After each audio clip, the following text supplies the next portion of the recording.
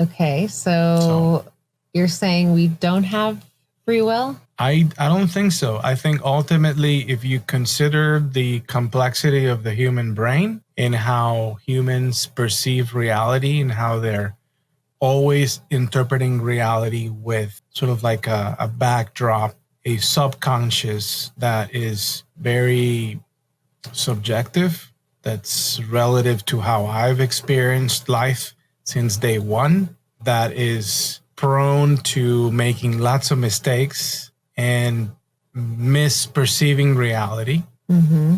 Where I'm getting with this is that perhaps we're not 100% free in our choices, in that our choices and our views are constantly being influenced by my own memory. So in a way, the concept of free will is not a real concept because you can't just make a choice.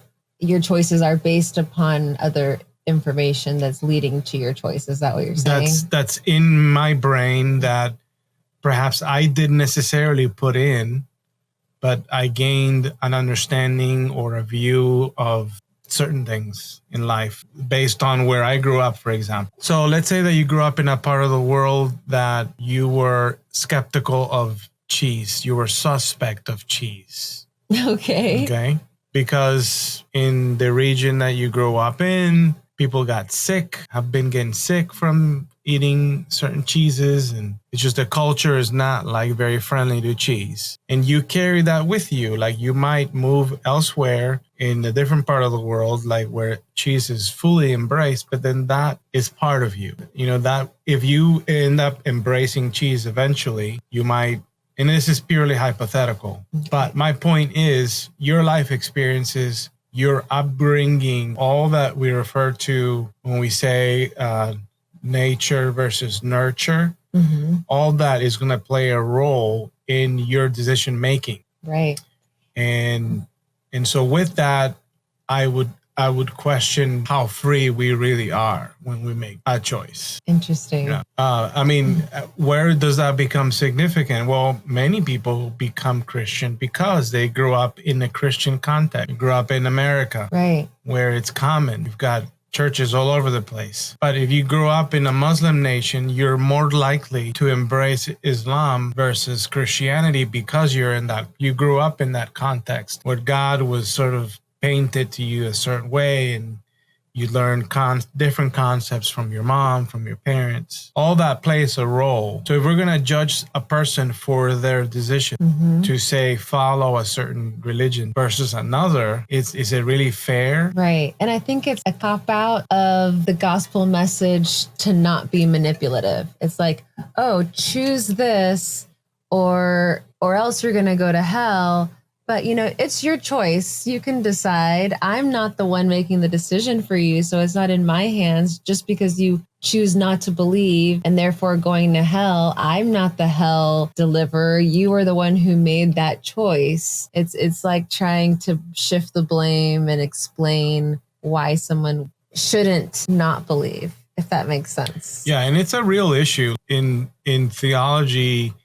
You talk about Arminianism versus Calvinism, and it's like a real debate. You've got people that believe that unless God predetermined you to become a believer, that you could not be one. Right. You're a believer because God chose you to be a believer. He predestined you to believe. For sure. And, you know, and there's a whole lot of scriptural justification for believing in things like total depravity. I used to be one of those that I was all for all the 5 points of Calvinism.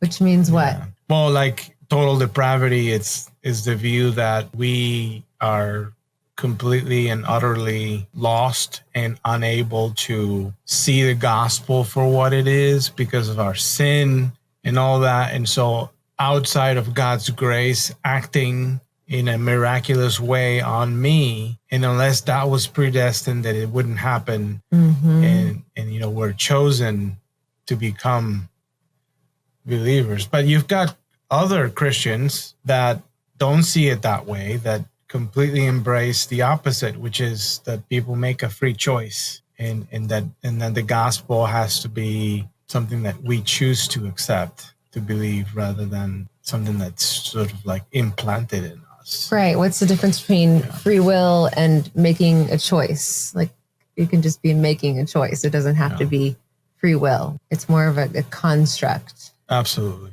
Yeah. Yeah. So needless to say, the doctrine of free will is important in Christian theology, because if you don't have a free will, then you can't be made responsible for your choices. And if you can't be made fully responsible for your choices, then who else are we blaming here, right? Because if God created us, then shouldn't he be partly responsible for what we do, because he created us? It's the way to make the narrative work that God is blameless. And ultimately, the whole matter of sin comes down to what's going to happen once you die. That presupposes that there's an afterlife, and that presupposes that there's a part of you that lives on, which is the soul.